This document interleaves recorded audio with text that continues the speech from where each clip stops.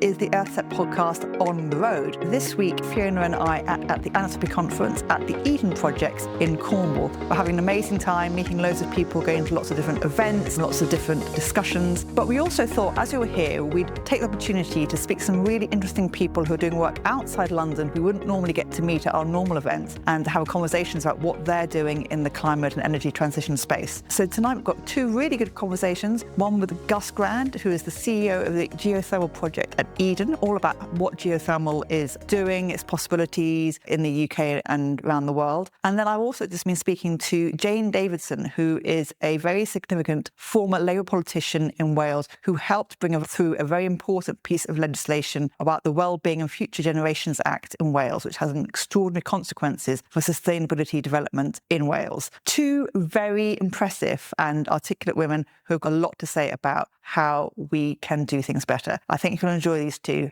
So we're here with Gus Grand, the CEO of Eden Geothermal. Thank you so much for being with us for a start. Thank you so much for having me. Yeah, it's such a pleasure to be in Cornwall as well, to meet you on home turf. Well, Cornwall is the best place in the world, and we are just about to be the new California. The new California? Oh, yes. It's all going to be data centres, surfing and geothermal. Great, well, I liked it before. Every excuse to spend more time here. Gus, tell us about you and what Eden Geothermal is. Okay, so I was an Eden project lifer. I started there before it even began. And I became head of policy, and I got totally obsessed with getting renewables on site at Eden. Because obviously it's the best thing that you can do against the climate. It's still the best thing you can do against the climate. So we had a little bit of a run-in, first of all, with a very large wind turbine, which we loved because it was going to be 125 metres to the tip. And this was in 2007, so it was quite early. So it was going to be very, very big. But unfortunately, our neighbours absolutely hated it. And so we withdrew the application. Okay. They picketed us and shut us down. And it was a kind of weird pre-Trumpian experience because they would say, the answers would say absolutely anything against wind. Just to make it not happen. Well, they'd scared the pants off everybody. You know, they'd say, you'll have a heart attack because of the noise. Your autistic child will never speak again, etc., etc., etc. And so you can quite understand why people become antis, because they're lied to and they get scared. But anyway, we had 3,000 people picket the place and shut us down. So we said, all right, then we'll think of something better. And some nice men came along and they said, do you realise that Eden is a geothermal hotspot? And there has been geothermal work been going on here for 20 years. And we said, no, geothermal, that's what you have in Iceland, right? And they said, no. And it will be great for you because you've got to heat a jungle as well as have electricity.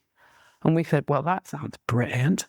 And they said, great, so give us a lease and a PPA and we'll go off and we'll get it commercially funded and you'll be up and running by 2012. Okay. So it took a bit of a long time. Eventually, there was Macondo in the Gulf and BP might have been interested, but they weren't because of Macondo in the Gulf, and there was the worldwide crash. And so after a bit, we said, okay, look, we're Eden Project, we can give you help trying to get it funded. So we got some European money. The European application went in the week before the Brexit vote. But nevertheless, it was one of the things that the government actually did quite well. And they said immediately it had gone in, yes, you can have the European money, whatever happens. Great. So we eventually got the European money. We drilled in 2021 during Brexit and the pandemic.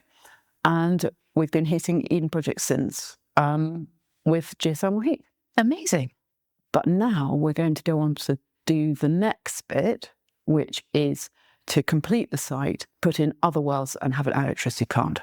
Fantastic. And we hope to start drilling next year.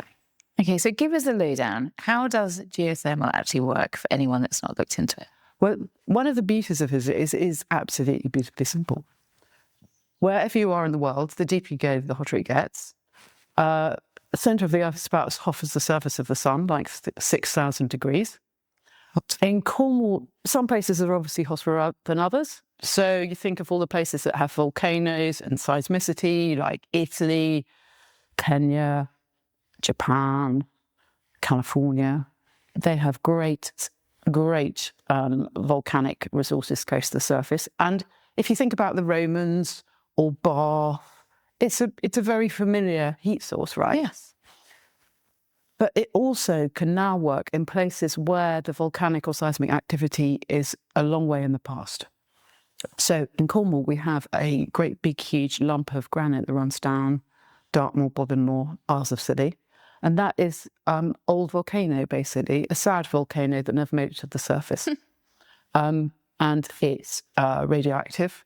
And so it's hotter than it is elsewhere. So that means in Cornwall, we have a geothermal gradient that is twice the national average. And it's a really good place to do geothermal. And although electricity has been, worldwide in the right places for 100 years. Yeah. More, 120 years. Lardarello in Italy was the first geothermal plant, electricity plant. It's always been, if you're a bit lucky, you just happen to have the right kind of hydrothermal reserve and it's easy, like in Iceland or Italy. But now the US and a lot of places in like China have suddenly started doing research and thinking, okay, so we have another drilling industry that drills all over the world. And what if we use some of that technology to try and extend this technology to other places that aren't so hot and aren't so easy? So that's just what's happened. And we've got this tremendous acceleration in the technology using oil and gas technology from the fracking industry, essentially.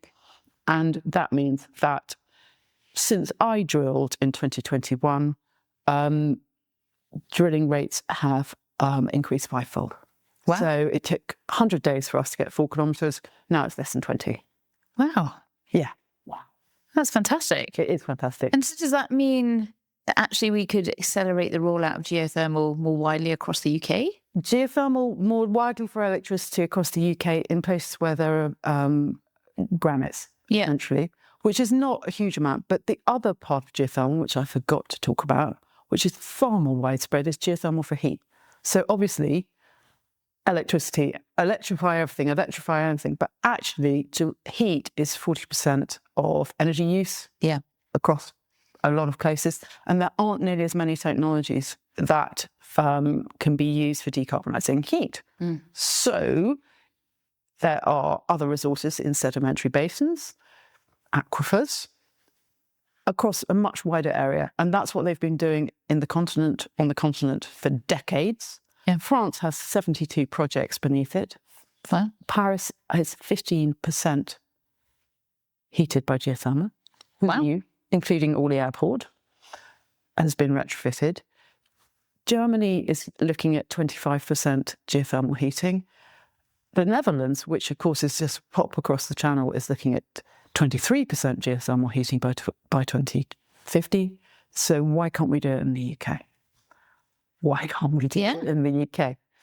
But basically because we have gas, I think. But essentially, now that we are looking to move off gas, there's definitely an opportunity to look into doing more of it. Absolutely. And we also have big pull from the market. So, for example, the NHS, bless them, who thought that the NHS, as well as saving people, would also save geothermal, has had a survey done by the British Geological Survey, and they have got I think it's 109 of their biggest trusts are over geothermal resources. So the NHS is starting to procure geothermal projects. They're not doing it too brilliantly yet, and it's just a handful, but it's starting.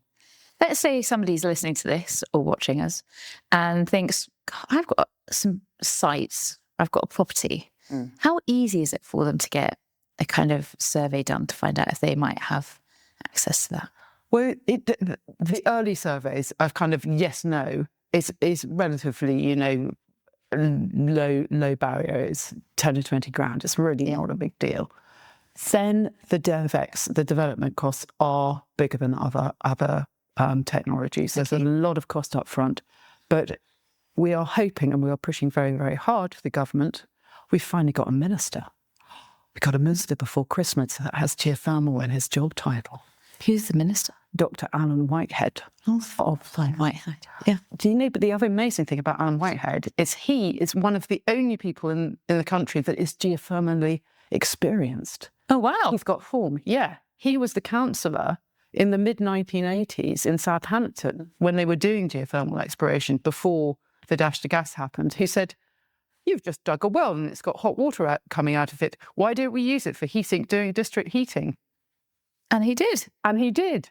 Great. It's just behind IKEA in Southampton. I love that. So he's got 4 decades of experience. Decades of experience of getting geothermal going and actually having, I don't think there's another man in the country who'd be better. So he got his geothermal in his title before Christmas. So he's about 4 months into this. Yeah, about 4 months into this. Do you expect some kind of news or strategy at any point around We're it? hoping for a roadmap. Okay. A roadmap would be very nice. Do you know what your timings are on your roadmap? No, we don't know what our timings are. But the more people mention roadmaps, the better it is. And the more people mention geothermal, the better it is. Okay. Ed Miliband mentioned it last year in an energy security conference. Very topical right now. Yeah, Lord Brown mentioned it 2 weeks ago on the Today programme. We play geothermal bingo. We jump up and down. So if people say renewables like wind and solar and hydro and geothermal, we are extremely happy because we're not in the industrial strategy. Got it. Okay. So well, give me the lowdown on the economics then. So it sounds like the very first survey, yes, no, is quite accessible. The development costs. So what are we looking at in terms of like upfront and then how does it kind of pay back? Is there a payback period? Well, it depends where you are. Okay. So if you're talking about those good countries across Europe, Yeah. have been doing geothermal a lot, and they really, really understand the resource beneath their cities or wherever you're going to do it. It's really cheap. Heat is absolutely cheap. It's cheaper than gas. So across Europe, it's an average of $39 a megawatt hour levelized cost. Okay. So really cheap. Great. 3.5p, whatever. Perfect. In places that are really good at it, like Paris, it's now 22. Did I say euros or dollars? Anyway, euros or dollars. Yeah. A megawatt hour. Great. Cheapest chips. You can go and get an EPC contract. Somebody will put it in. You don't have to pay anything up front. Marvellous. And in the US, they are now thinking that geothermal will probably be cheaper than oil and gas next year now. So they think it'll be down to $75 installed levelized cost of electricity and down to $45, which will make it the cheapest of anything by 2045. Great. But you've got to start and you've got to understand your geology. So our next wells, we hope, will be £70 million, and that will be about 15 megawatts. So 15 megawatts, but 15 megawatts with a capacity of up to 90%. So, And that's for electricity, and that would just go onto the grid? part of it will go onto the grid. Grid in Cornwall is tricksy because we have an awful lot of wind and we have an awful lot of solar, which is wonderful, but it means that they're having to do a lot of reinforcement. So even though the first 2 wells are going to be just under 5 megawatts, so we get you don't have to worry about putting it on the transmission grid thing, there still has to be some local reinforcement. So given that Cornwall's pretty blessed with wind, solar and geothermal, where are you positioned on things like locational pricing of the energy system? And, would that encourage more people to kind of come and co-locate data centres down here where you might then be able to have a whole new industry? I think that the data centres will come anyway. I'm personally quite anti-locational pricing because I have a sort of feeling that electricity should be like stamps. It shouldn't be a postcode lottery. Got it. And so I'm sort of anti-locational pricing as a kind of an ethical issue. But I think that we are going to be getting quite a lot of small modular data centres down here. It seems that I think it's about 40% of the data centres need are, pretty small. They're like 2 to 4 megawatts or something like that. And that will actually be easy to do because, everywhere there are schools, there are councils, there are people who need, pretty big data needs. In Cornwall, we've got Coldrose and we've got the space at Goonhilly, and they all Exeter Met Office needs absolutely massive amounts of data crunching. So I think that there'll be a lot of small modular ones coming down. Do you think they will even connect to the grid, or will they just co-locate? Well, I think it's interesting to think about, isn't it? Because I mean, some of the ones we've been talking about are saying, "Oh yes, well we will connect to the grid, but only as a sort of last resort. But we might want to have N+2, and so therefore we will also have fuel cells, or we'll have batteries, or whatever it is. Yeah. Lots of cars. I don't know. But I think that probably there will be some grid connection. Yeah.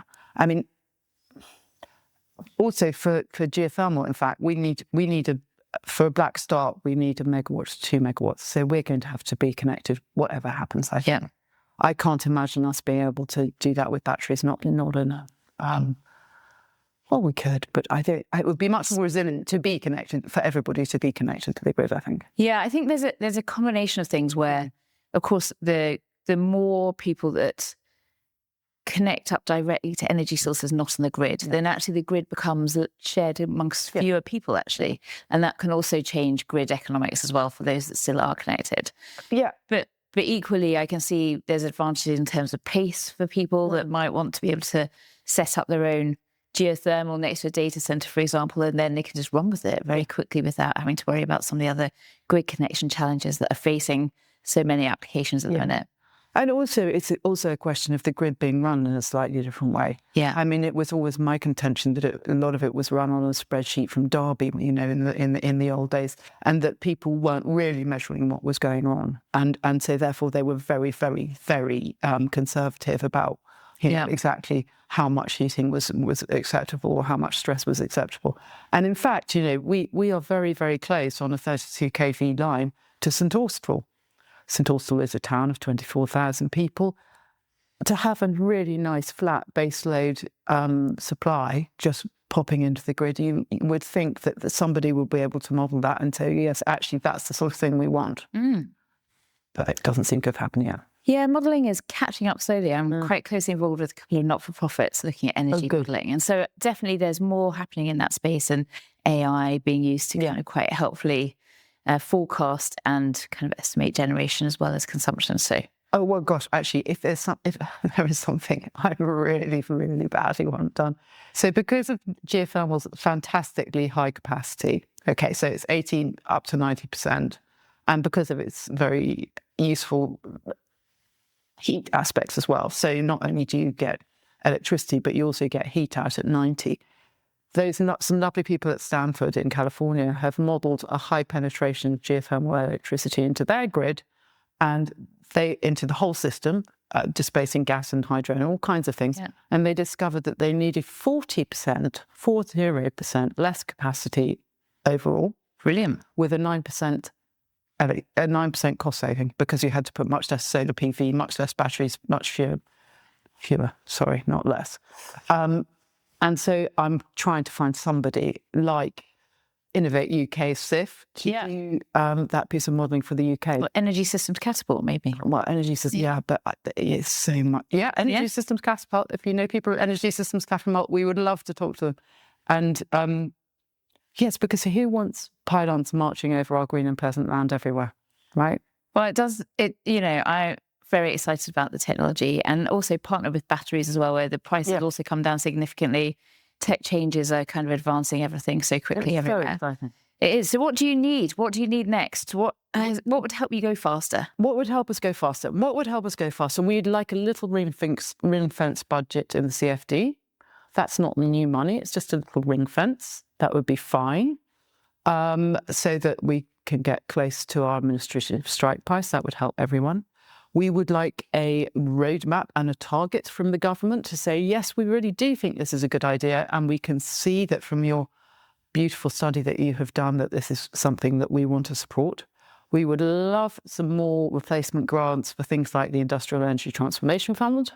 We would love some replacement grants for the Public Sector Decarbonisation Scheme, because both those have paid for feasibility studies and would have been going on to pay for projects. Okay.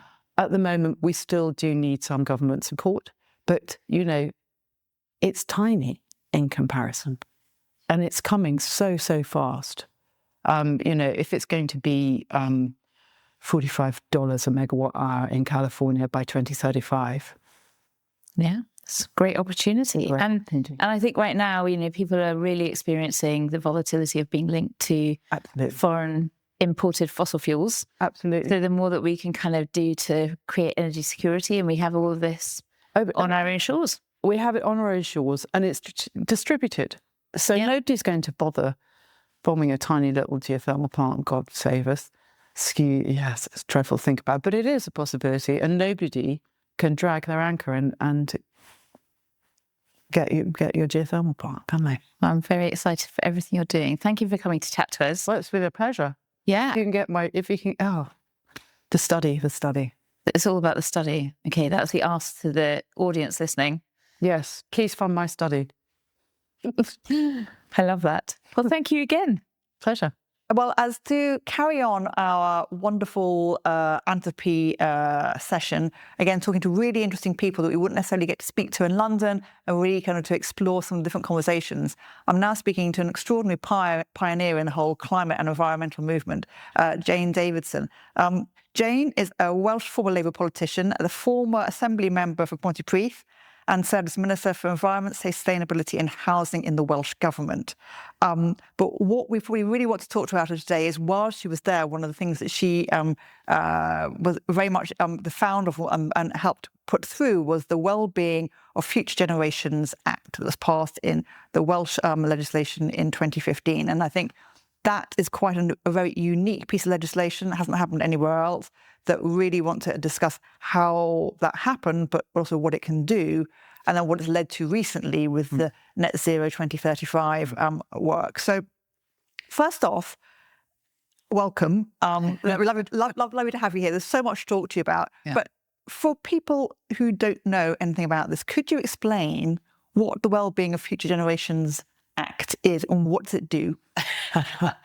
The Wellbeing of Future Generations Wales Act, which was passed in 2015, delivers on the Brundtland principle of sustainable development that meets the needs of the present without compromising on the ability of future generations to meet their own needs.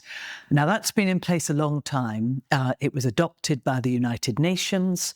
It came about because of a commission in 1983, chaired by Gro Harlem Brundtland, who had been the Prime Minister of Norway. But the really important thing about it, from my perspective, is it is all about thinking about actions we take today and not making tomorrow worse for our children or grandchildren.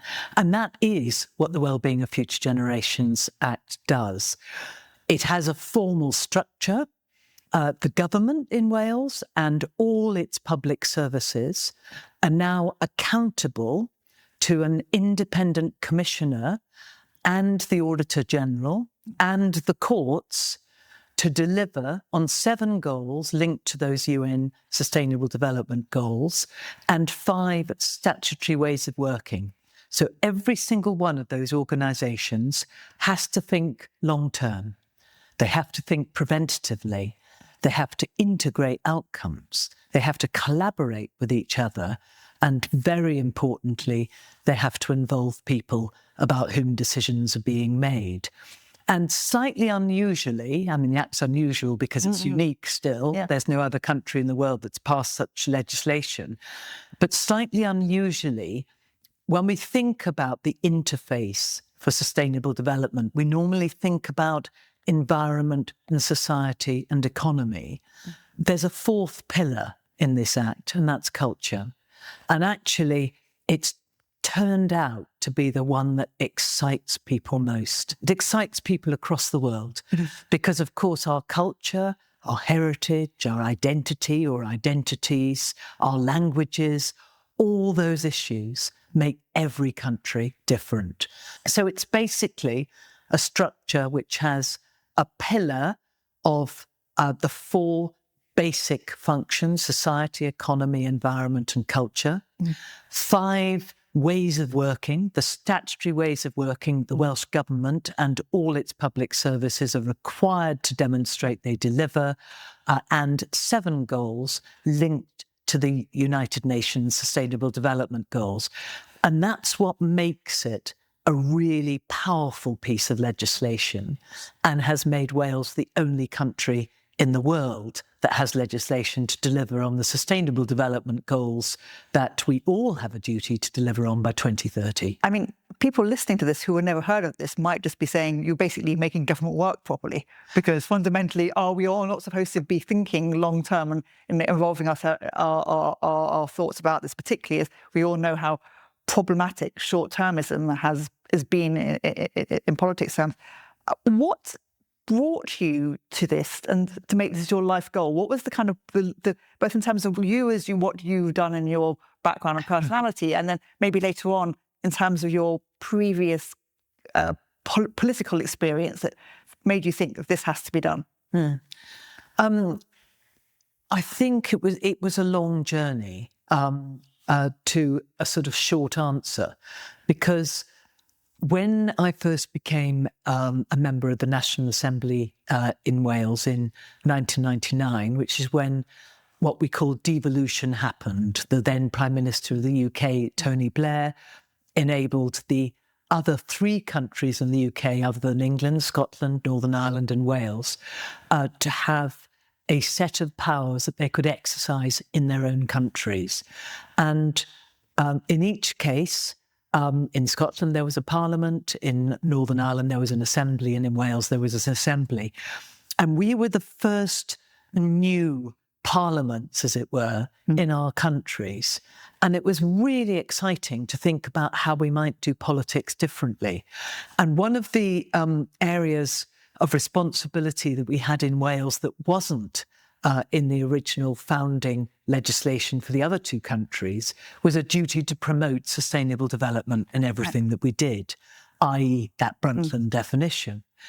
And I was really excited by this. As somebody who'd been an educationist and an environmentalist all my life pretty well, I just thought this can be the core of how we can have a different way of approaching policy and law in Wales. And it did also work with what the people of Wales said they wanted of their new institution. So every time we asked the people of Wales about what they wanted to live in safe and stable communities. They wanted equality. They wanted more account taken of nature.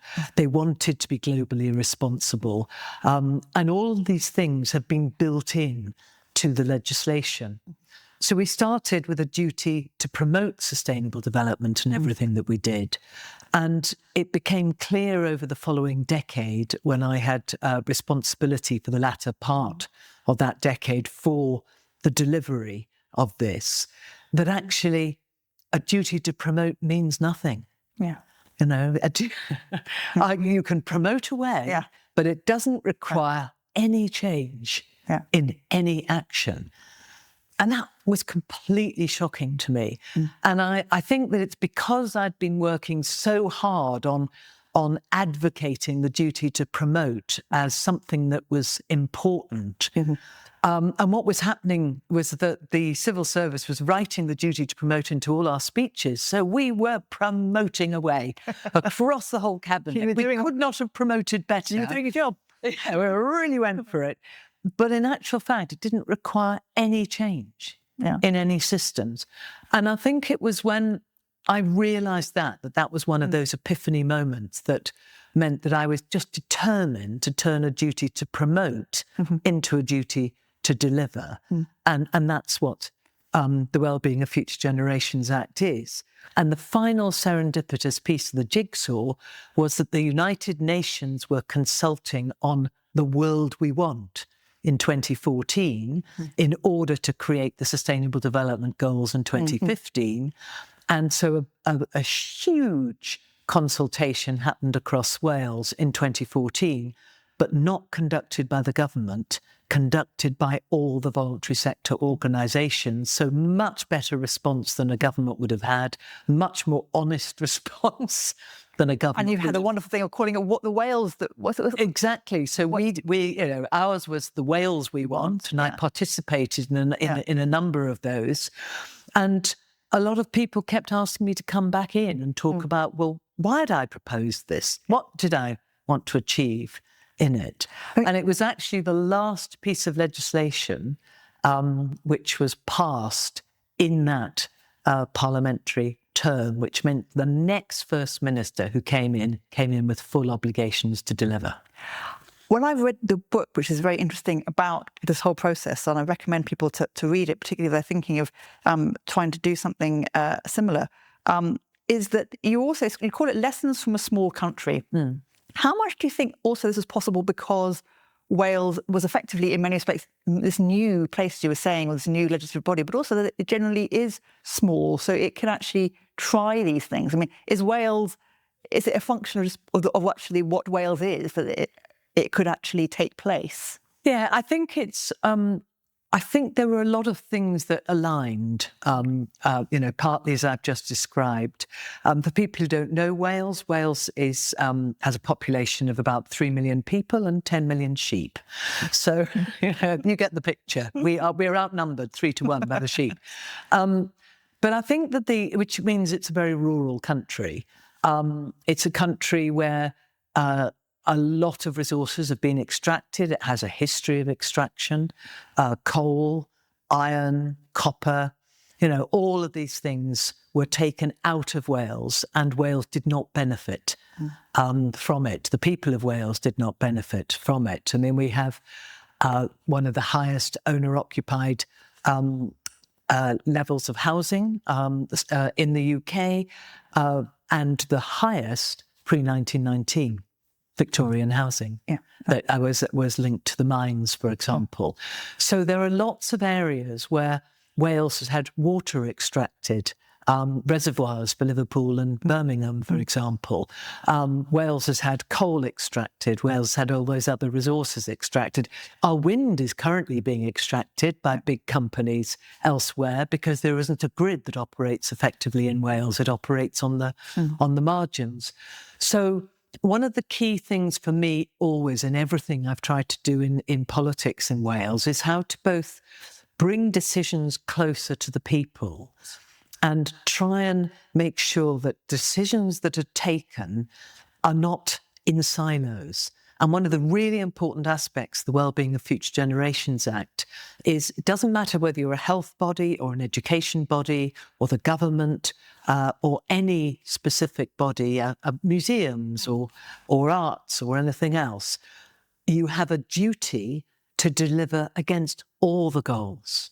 So you have to look at whether or not you're acting in terms of resilience or climate or nature or equality or making communities more stable or the global relationship with the world or language and culture.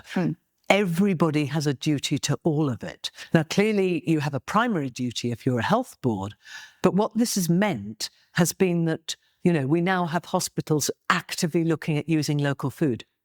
In terms of their diets. We have a public health department that, when it was moving from one building to another, decided, had a look at the normal procurement arrangements that operate across pretty well the whole of the UK through the civil service, and said, we're not doing that. We're going to refurbish and we're going to have recycled carpet tiles, and therefore they can always be replaced, which then changed procurement in Wales. So what we're seeing is the Act is generating a whole set of new ways of looking at and challenging the existing systems. But you did say also that you are now looking at net zero 2035, and that this Act has had a large a part in this formulation. Could you explain what net zero 2035 is for Wales and how the Act helped shape that policy? Just after the last election, there was a report about Wales, to Wales, from the Climate Change Committee, which showed that on its current performance, even though it would meet the current budget commitments, Wales would not achieve net zero, which was as required by the Climate Change Act of 2008 in the whole of the United Kingdom until 2055. And the reasons it wouldn't would be because of industry, big industry, and agriculture. And since that same Parliament in Wales had become the first part of the UK to declare a climate emergency, and since the government had been the first government in the UK to declare a climate emergency, this was a little upsetting to the politicians of many of the parties. And so the government party, which was Labour, and Plaid Cymru, which was one of the main opposition parties, got together in a cooperation agreement. And they decided to commission independent work on whether or not Wales could actually accelerate its response to climate issues by 2035, i.e. 15 years ahead of schedule and 20 years ahead of where the Climate Change Committee was saying that Wales would be on its current performance. And I was asked to take on that work in 2022. And I was delighted that I was given a total free hand.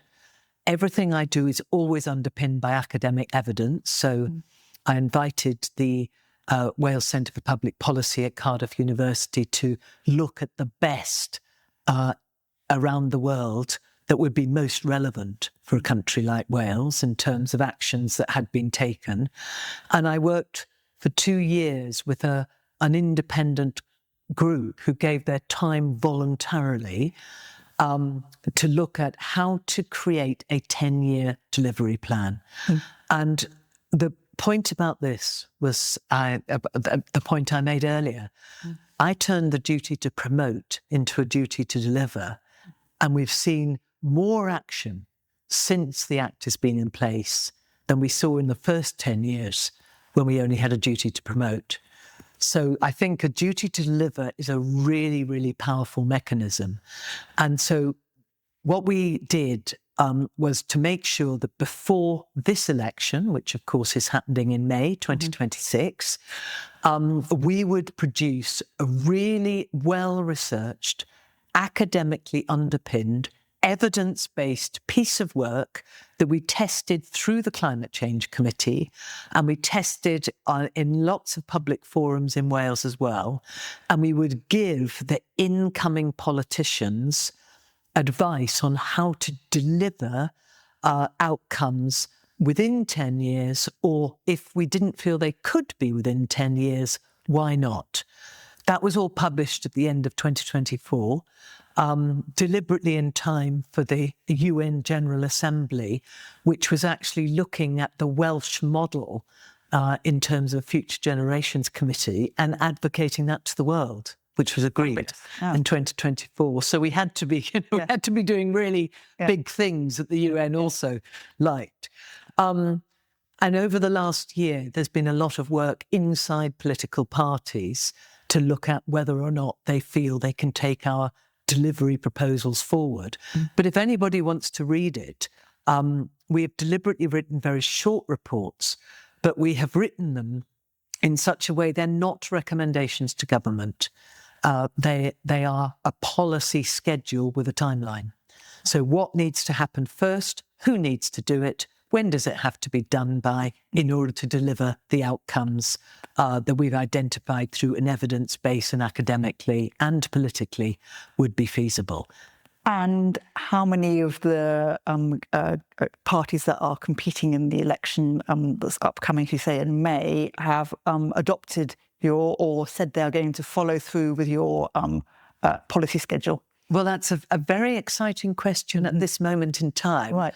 because the election is called on the 30th of March. We'll know then. Oh no, then okay. So We don't. At this point, we don't know. So next week. So we will. Yes, It's next week. Yes, next week. Yeah, but I think what is interesting is we were charged explicitly to look at whether we could achieve net zero by 2035. We did not choose to use that phrase. Right. You've had conversations here before where that phrase has become so politicised and it is so technocratic. So we actually use the words of the Welsh goals linked to the Wellbeing of Future Generations Act. So we talk about, this is about how we create a prosperous and a resilient Wales. Right. It is how we feed ourselves by 2035. It is how we move ourselves around by 2035. It is how we deal with our buildings by 2035. It is about how we do adaptation and resilience. It is about what we do on education and look at sort of skills and work as well. But essentially, each of the reports is integrated with the other, and we've done a separate report on the fact that we can't just do mitigation. Right. We have to do adaptation, and that will make us more resilient. And the trouble is that, it's okay talking to your audience and using words with 3 syllables or more. But when I'm talking to the public, I don't talk about adaptation and resilience. Yeah. I talk about the fact that where I live in rural Wales, that our storms were so bad last year that the power lines went down and some of us were nearly 3 weeks without power. But if we'd had batteries in place, we'd be a lot safer. That we're also on a coastal community which regularly floods. So yes, of course, we need some of the flooding infrastructure, but we also, what actions can we take to make sure that we're less likely to flood, because that protects our families more. So I think we have to look at what is happening in the context of the climate. We must deal with the effects of heat, but we must also deal with the effect of these brutal storms and the massive changes of temperature that can come within an hour. And of course, we've experienced that here. Sun and hail within a matter of minutes. Yeah. So it's about working with people in the space they're in. And that's one of the most important messages about what we've done. Is yes, we've done the technocratic stuff. Yes, I'm delighted that the Climate Change Committee endorsed our work and said that if Wales adopted what we had proposed, we would be able to accelerate the outcomes for the country, which is very important to me. They liked our work. Yes, we've had lots of international advocates for our work, but at the end of the day, this has to be about how people of Wales get access to cheap energy, safe water, that they know their government is working to look after them, that they can, in their communities and with their local authorities, create more reliable systems to help create alternatives. And do you think we don't know about the election, who's going to adopt all your recommendations, but is it a very salient point amongst the Welsh electorate? I mean, all these things. I mean, is this something that is high on people's priorities? Do you think do you think the Future Generations Act has made them kind of think aware that these issues? How much is this something that actually is, are people, when people knock on doors and they're going to do their electioneering, will this be something they'll be talking about? I think it will probably depend on the political parties. I mean, I think it is certainly true to say that people who work in public services in Wales all know about it. And it is very, very popular. There are an awful lot of people who don't feel that their own institutions are going far enough with it. But there are lots of people in Wales who don't even know it exists. Sure. And I think that the Parliament missed a trick of actually telling all of Wales in a non-political way that this act had been passed, and therefore the whole of Wales could potentially use it. They could use it to call on their local councils to behave in different ways, their health boards or any other, or the government itself. And I think that if you are going to do something as radical as this, then actually you do need to have political education around it. Yeah. And I don't mean political as in party political, but political education as in this is the context in which you can now check whether or not Wales is delivering the priorities that you would like to have. It's a tool. Yeah. And it's a tool that's used best if people understand it's available. There'll be parties at this election for the first time. It's a different election in Wales. We've moved away from first past the post. Right. And which, unlike the other parts of the United Kingdom, so this is an election totally through proportional representation. It does look at the moment, I think, on today's poll that Plaid Cymru, which is a party very supportive of the Act, and Reform, which is very antagonistic of the Act. I think from their perspective, they see it as too statist. Both of those parties are level pegging at the moment, but we'll have to wait and see what the outcome is in the election in the first week of May. Okay, wonderful. Well, I think I hope the people of Wales are very grateful for all you've done, and they do understand it because it's an amazing thing to have done, and it's extraordinary that it hasn't been done elsewhere, and I really hope other people will follow the lead that Wales has shown. What's really interesting is there are a whole range of institutions in some 40 countries, sometimes states or provinces within countries, sometimes towns, cities, etc., who have contacted either the Future Generations Coalition or me or both of us to look at how they can take the Wales model and adapt it to their own environment. So it may not have been directly replicated, but it is rippling across the world. And with the UN support in particular, I mean, you'll see on the front of the book, the UN said what Wales does today, the world will do tomorrow. Yeah. We might have to wait for tomorrow to come. But I think that I want to leave the last word, not to me, but to an American philosopher who said, do unto future generations what you would have had past generations do unto you. And that's John Rawls' theory of justice. And that is what I think every day of my life when I look at how we make decisions and how we should encourage others to make decisions. Brilliant. Thank you so much. Thank you so much. That was wonderful. Thank you. Okay, I hope you enjoyed those. As I said, two very impressive, very eloquent women who are really making a difference. If you like this episode, please give us 5 stars, share it, pass on to somebody else you think you'll enjoy it, and we'll see you next week. Bye-bye.